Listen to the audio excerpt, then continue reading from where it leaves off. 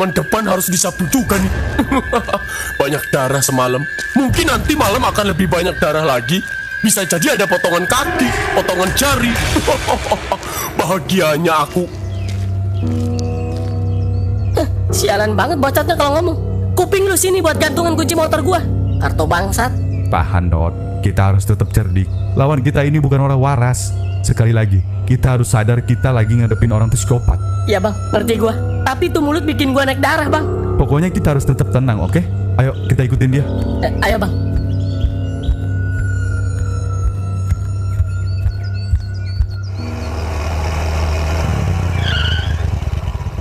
Bang, jangan langsung pergi ya. Tungguin sebentar. Saya mau sekalian minta anterin pulang. Oh, iya Bu, siap.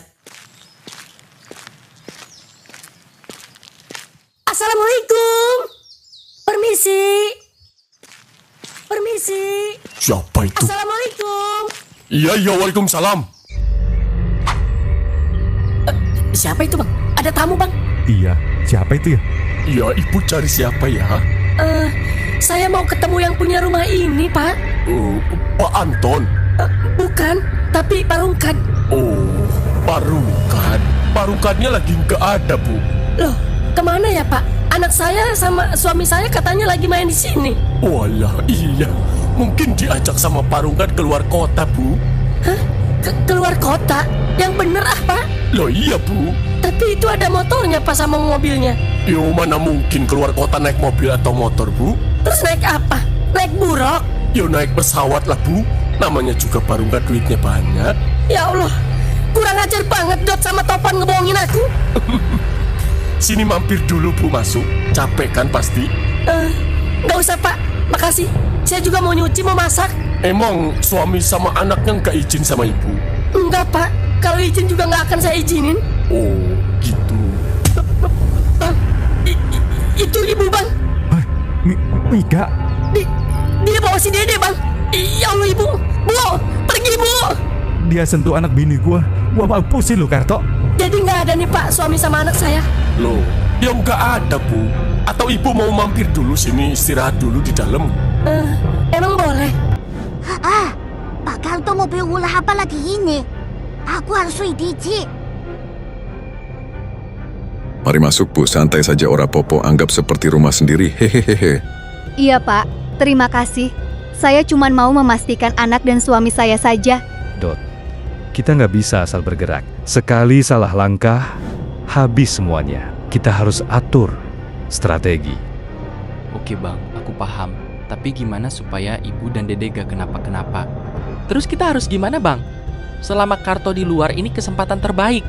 Justru karena dia kelihatan santai, itu yang bikin bahaya. Orang kayak dia pasti udah siap kalau dia nyoba kabur. Betul, kita lawan pakai akal. Pertama, kita cari tahu dulu posisi dia. Jangan sampai kita jalan, ternyata dia lagi nungguin di tikungan. Ibu mau minum opo, air putih, teh atau susu?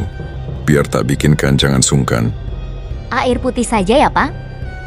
Bang Topan mengintip dari balik tembok yang retak. Di kejauhan, Karto masih terlihat sibuk menyapu halaman sambil sesekali bergumam sendiri. Pemandangan itu justru membuat bulu kuduk berdiri. Di tengah situasi seperti ini, orang itu masih sempat-sempatnya menyapu seolah tidak terjadi apa-apa. Topan menarik napas pelan, lalu menoleh ke arah Dot.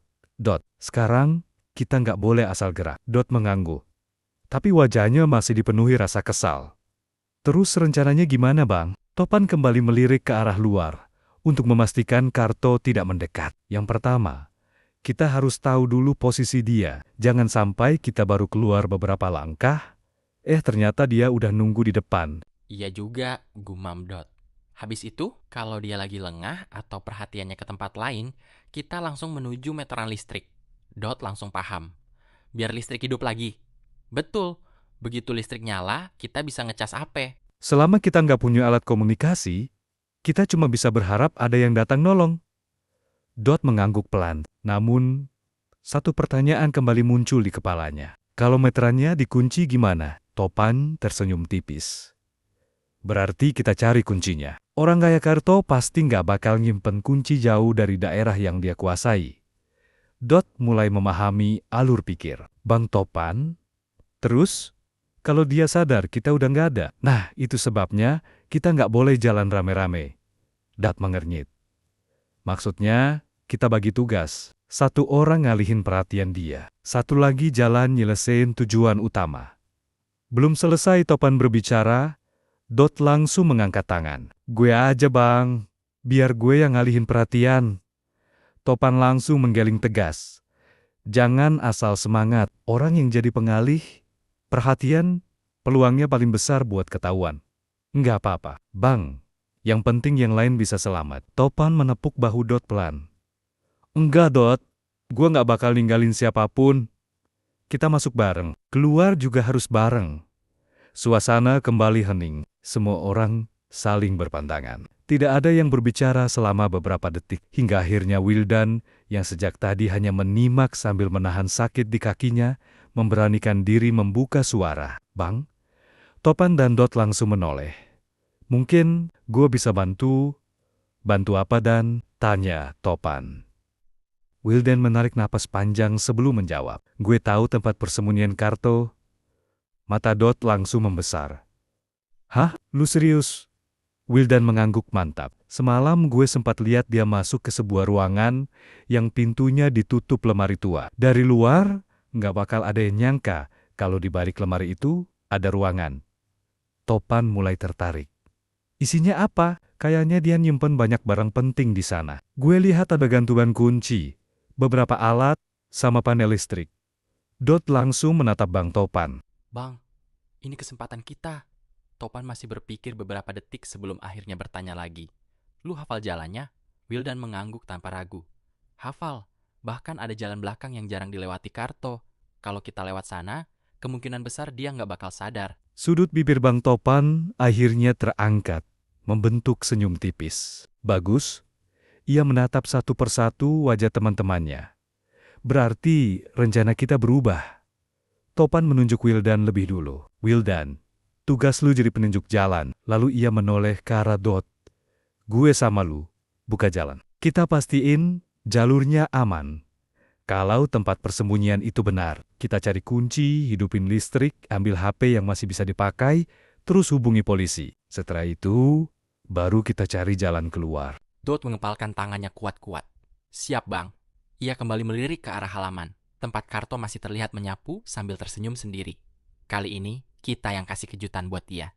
Dot mengintip perlahan dari balik tembok. Dari celah kayu yang mulai lapuk itu, Karto masih terlihat sibuk menyapu halaman depan sambil bersenandung pelan.